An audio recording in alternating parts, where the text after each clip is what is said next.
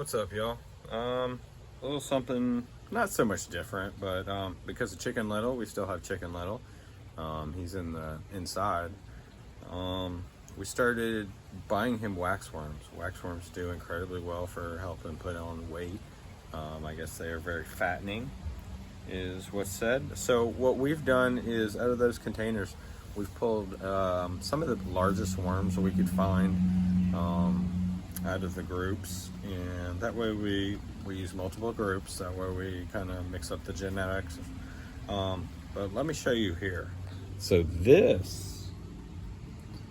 that's what a big waxworm looks like.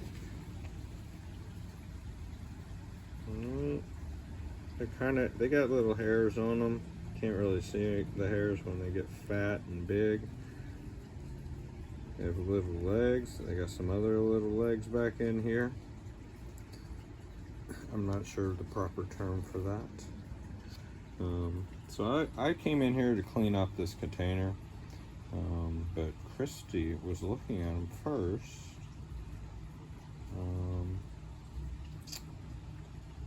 Anyway, so you get an idea there.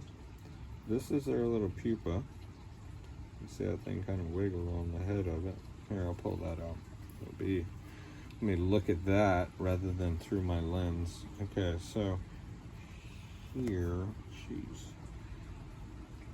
you'll be able to see it wiggle.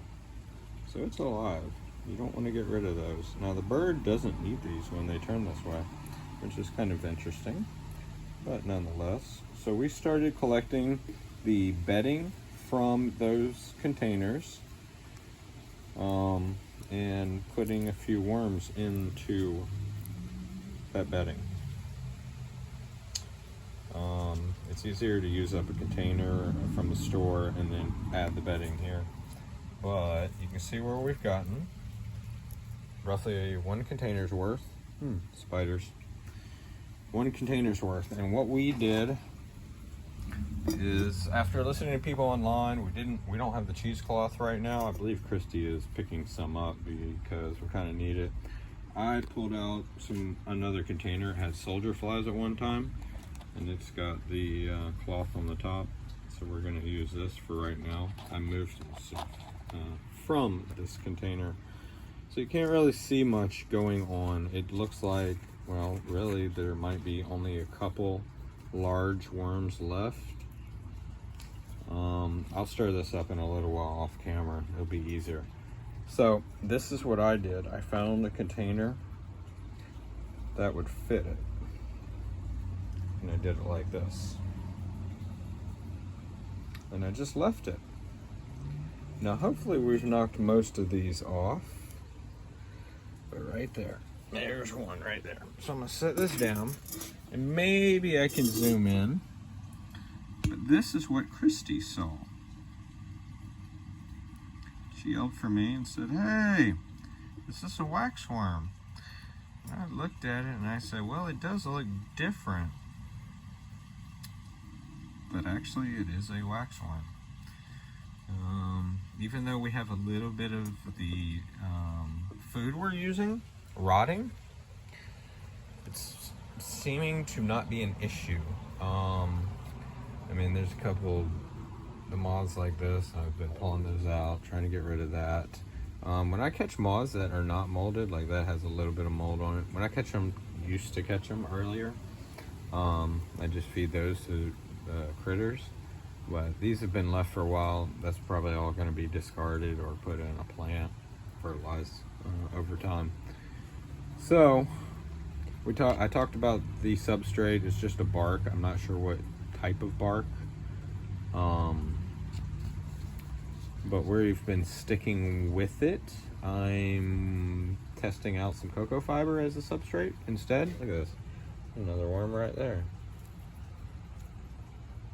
So these guys are everywhere, and I say that even though I've only shown you two. Here, come here, little guy. How do you pick up a little buggy like this? Yeah, it's easier when they put that webbing out. Their little silkiness. He did for a second.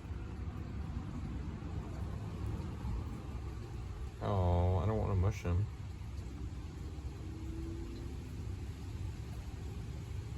Come on. There you go. Oh, yeah. Kind of. So you get an idea. So that's going to go in this other container. It doesn't fall off me. This thing is just all over. We're going to try to do this and do that. All right, so why did I say they seem to not be harmed by the rotting stuff? Because this is old food.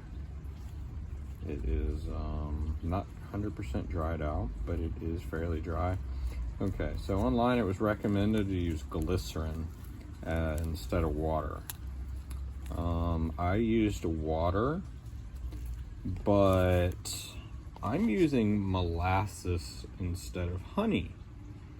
And I take that back because our first batch was honey. The only honey we had was the expensive Manuka. We also had bee pollen here though. And so I decided to try the molasses and bee pollen. And basically this is what you get a couple weeks later once it starts decaying. The big worms were in that, and I took them out for this container. We're going to keep trying to populate here. We've got some food out of the fridge, and it's heating up. I heat up, like I say heat up, but it's going at room temperature. So something like this, I don't want to get rid of, because the inside of these things, it's not hard, but like this other one, I noticed I was breaking it apart, and it's almost like a like they laid their eggs in with the silk that they make, because this had worms in it. You can see a couple coming out right there. Yeah, and I thought that was interesting. See a little one up here by my finger. There's another one. Anyway, so this is our first run. And even though that's molding over, it seems to not be a big deal at all. I mean, these things will live in the bottom of beehives where it's in the nastiest crap in there. They can only do so much cleanup in a hive. So I made this run go a little longer, and we started not looking at it daily. Well, that seems to be a success, and I think it's been less than a month. Can't forget to show you all the consistency of this. Mainly in molasses. I added a little bit of bee pollen, and it's oatmeal, just oats, old-fashioned. But anyway, there's an idea. We're using wax paper on the bottom, and we just put the food on the wax paper and try to leave the substrate clean. It does get dirty. There's also cocoa fiber in this mixed in. I had it on one side, but it's kind of been stirred in now. But I try to clean up dead moths without having moths fly away. Obviously, we had bare minimum. I think one flew away. I put the other one I found right here. So that one's somewhat alive. It may be on its last couple of days.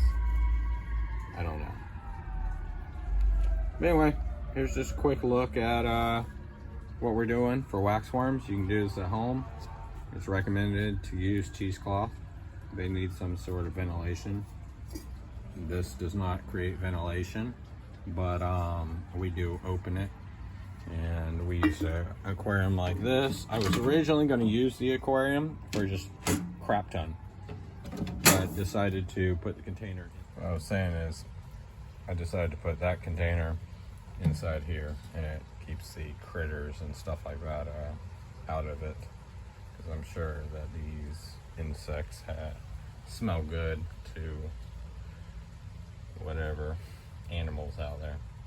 Anyway, That was a quick look. Don't get discouraged if you don't see them. Some of these things are teeny tiny, and you won't see them.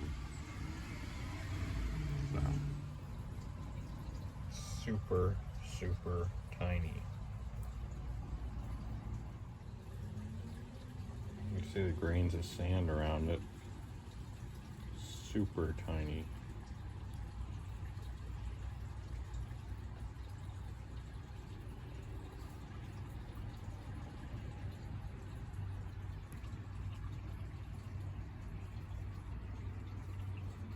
All right, y'all. Like, subscribe. I know I've spaced everything out a little.